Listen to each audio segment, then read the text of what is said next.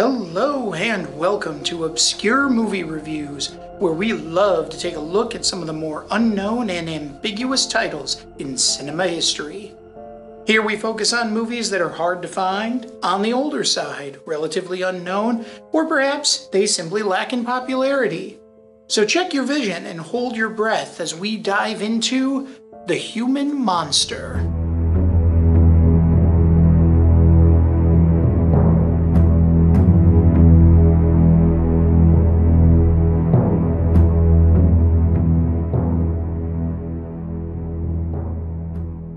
When a series of strange but similar deaths by drowning begin to spring up around London, Detective Inspector Larry Holt of Scotland Yard begins to investigate the only link that all of the victims share: their physician and insurance agent, Dr. Fyodor Orlov.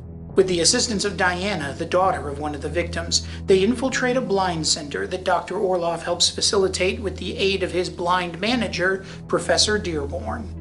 Will the shady insurance swindler's scheme come to light, or will he leave the police running blind? Anyone who watches my channel long enough will figure out that I am a tremendous fan of actor Bela Lugosi, and believed that I had seen every film he'd ever made. But somehow, this one slipped past me until very recently. Imagine my surprise when this mystery thriller turned out to be a hidden gem in a career of an actor already filled with sensational films. How does it stack up to some other more well-known mystery thrillers of the time? The answer is shockingly well. Of course, I've already shown my bias toward Bela Lugosi's work, but a lot of that comes from the fact that no matter how bad the role he was taking on, he always gave every performance his greatest effort, and this film is no exception. He demonstrates an amazing dual nature as the kindly doctor who wants only the best for his patients. If Stuart was in financial difficulties, how do you pay his premiums? As a matter of fact, I've paid the last two for him myself. And the money-mad villain who is willing to do anything to claim his client's insurance money. I must now dispose of that poor fool on the bed. Oh, that is my way.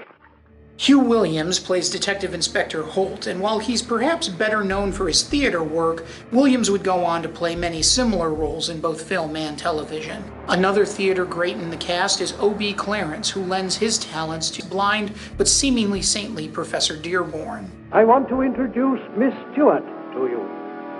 She's going to work here and help us. Greta Gint brings a lovely and innocent charm to the film as Diana Stewart, a woman on a mission to discover the truth of her father's death. Gint was quite the starlet for British films throughout the 1930s and 40s, but the limelight portion of her career would dwindle by the 1950s. Finally, to round out the cast is American character actor Edmund Ryan as Lieutenant Patrick O'Reilly. This cast of players put on a really entertaining show, and Lugosi shines without outshining any of the lesser-known cast, awarding this film an 8 out of 10 for having some really good acting. The film wastes no time introducing you to the major players, and while the audience is brought in on the larger parts of the mystery right away, it's clear that the filmmakers were holding back information. This leads to a rather engaging story, and at only an hour and 15 minutes, it's a rather short story at that. While I personally feel the film could have been longer, it doesn't feel rushed, so we'll score it at a 7 out of 10 for having good pacing. Writer-director Walter Summers was known for bringing to life mysteries and dramas, and lends his talents well here, while cinematographer Brian Langley would go on to see more success in film and television, and this film is a good example as to why. While there aren't any overtly creative shots present in the film, the overall shot construction is very well done, and the audience is given a great sense of geography. After watching a scene with multiple room transitions, you feel like you could easily navigate the environment, and you're never lost in the midst of any of the action. That alone has become sort of a lost art in modern movies. In the end, this film will get a 6 out of 10 for having above average cinematography. The soundtrack certainly suffers a bit, which is common for older films in the early talkie period. Unless something was a world-breaking classic, you'll struggle to find an older film given the attention and care to make sure that the audio stays high quality over the years. Existing copies of The Human Monster certainly maintain a lower quality of sound. The music is creative enough, but nothing too extravagant or memorable. With the low-quality recording issues and the mediocre music, it'll score a 4 out of 10 for having a below-average soundtrack. The story is a lot of fun. Based off the novel The Dark Eyes of London by Edgar Wallace, the viewer is taken on an intriguing journey and gets a taste of London's seedy underbelly. There's an interesting dynamic between Detective Inspector Holt and Lieutenant O'Reilly, as O'Reilly is an American investigator from the Chicago Police Department. Remember, Tim? Chicago Police Department. Their cultural differences create some good comic relief, but also highlight the legitimately different approaches that British and American law enforcement take. Now, Holt, this is where I come in. Just leave that bird to me for a few minutes, and I'll have him talking faster than Max Miller. There's no third degree in this country, O'Reilly. We catch our crooks by kindness. The atmosphere in the blind center is consistently eerie, making you never feel like the protagonists are safe there. There are also several legitimate twists that keep the story really engaging. That's why The Human Monster will receive a 9 out of 10 for its story. The problem, of course, with any mystery story is that they tend to lose their rewatch value after you've unraveled the mystery. While there are some notable exceptions, this one suffers from the same issue a little.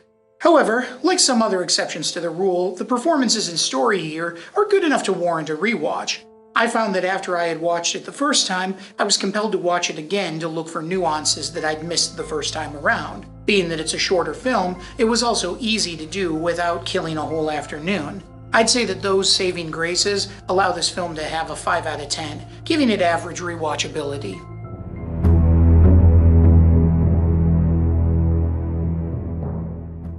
I was drawn into it from the first few minutes and became invested early on. Part of that was having a Lugosi film in front of me that I had never seen before. Mind you, that alone would not save it from my criticism, as he has certainly made some truly awful movies throughout his career. However, this isn't one of those. The good acting, engaging story, and well-crafted imagery made for a genuinely enjoyable viewing experience, and made this film jump up to the top as one of my favorite Bela Lugosi films, and certainly my favorite of his non-Universal films, thus giving it a 9 out of 10 for being a must-see. That brings The Human Monster's final score to a 6.86 out of 10, ranking it as an above-average to good film that I believe you'll be pleasantly surprised by. Thanks everyone for watching that obscure movie review. If you have other obscure movies that you'd like us to take a look at, feel free to comment down below. Also, make sure to like, comment, and subscribe so you can keep up to date on all of our latest content. Content just like this.